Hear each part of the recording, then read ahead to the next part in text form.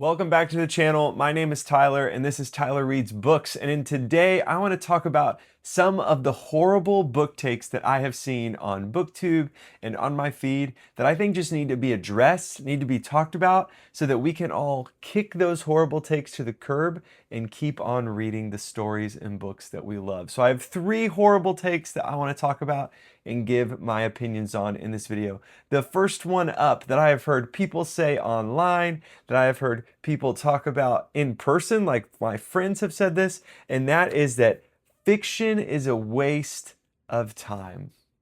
And now, if I'm honest, before I started my reading journey, I would probably make that argument for myself. I would read self-help books, I would read nonfiction books, I would read different types of books like that, mainly trying to personal development, develop myself in that way, and I didn't see the benefit or have the desire to pick up a fiction story and to read one of those books. And what I think is so funny is a lot of the voices that are saying these things, they don't just watch documentaries.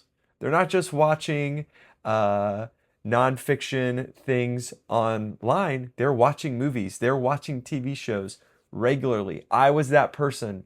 That is such a horrible take. Fiction is some of the best literature that you can read. They're the best books that you can read. They teach you so much about what it means to be human and what it means to persevere and what it means to love people and all of these different things. I love fiction stories, and I want to share 2 quotes that I read years ago that have continued to stick with me that I think will teach us way more than any nonfiction, self-help, personal development book could. The first one is, "You don't win battles with hate. Anger and hate can make you brave. They can even make you strong, but they also make you stupid. You end up tripping over your own 2 feet." That was said by Hadrian Blackwater in my favorite book, The Theft of Swords. And this other quote is from another one of my favorite books, Mistborn by Brandon Sanderson. And it's the main character, Kelsier, and he says, "I represent the thing that you've never been able to kill. No matter how hard you try, I am hope."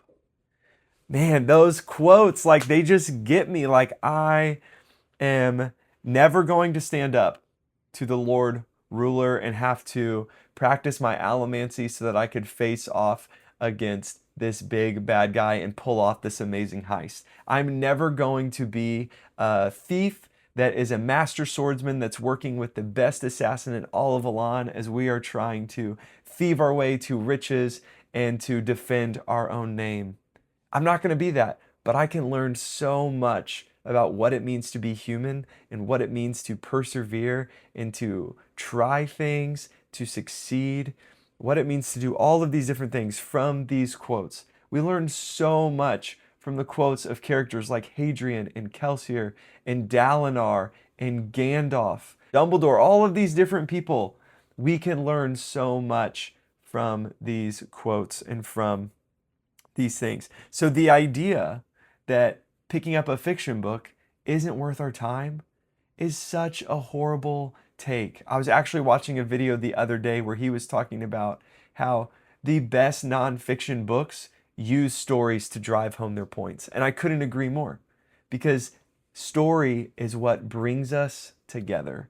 And it is what we can relate to. It grows our empathy. And so when we read fiction books, that is some of the best things we can read, because it helps us open up our eyes to the world and the people around us.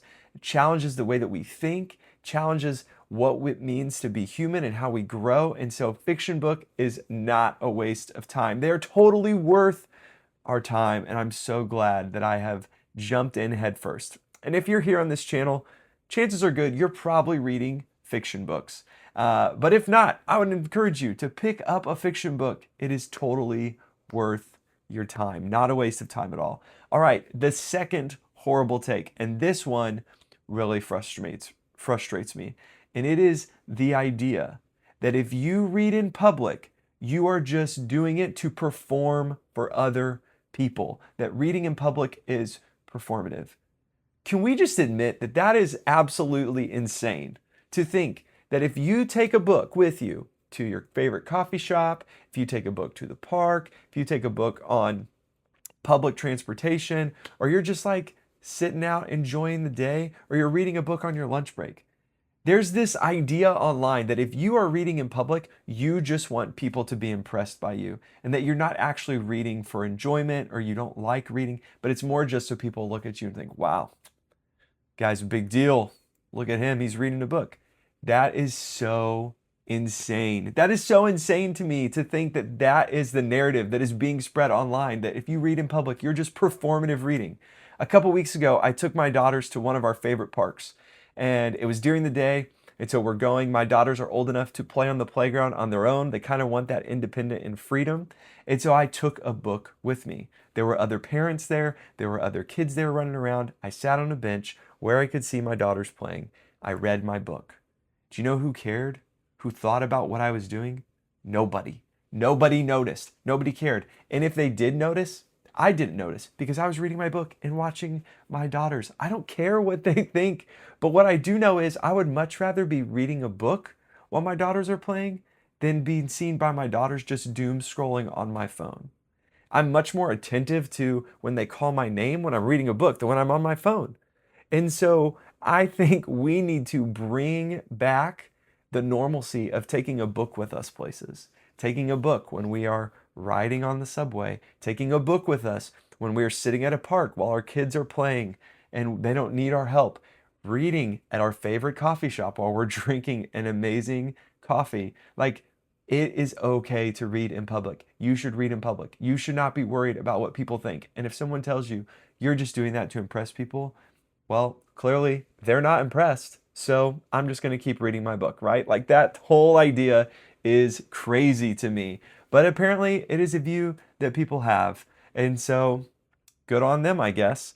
The third horrible take. This isn't really a horrible take as much as it is just a bad practice. And this relates to all of us who are readers. And it is this idea that you don't use your local library. I watch so many booktubers and see so many different people talking about books, and they have these massive home libraries. All behind them are shelves covered in books, and that's awesome. I'm not judging you for buying tons of books. I think that's great. But I think if you don't go to the library, you are missing out on an amazing resource that your city or your community has. And also, if you live in the United States, your taxes are paying for it.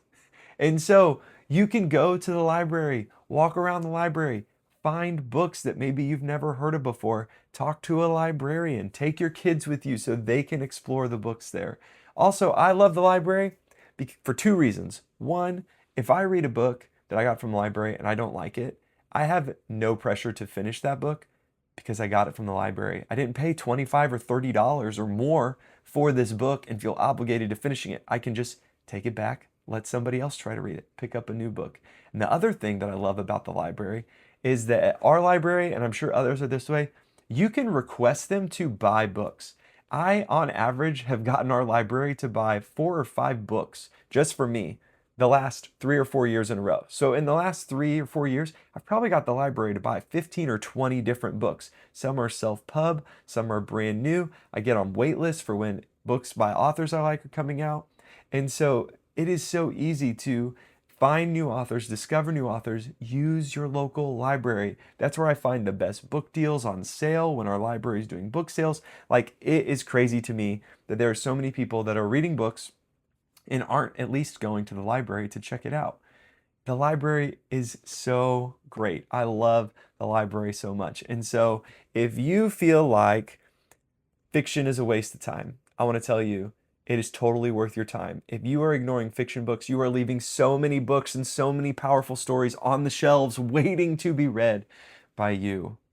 Also, if you think that you can't read in public because everyone thinks you're trying to perform for them, who cares? They're not impressed, but you love reading. So you should keep reading in public. And also, go to your local library. Go and find amazing new stories or not great stories and take them back.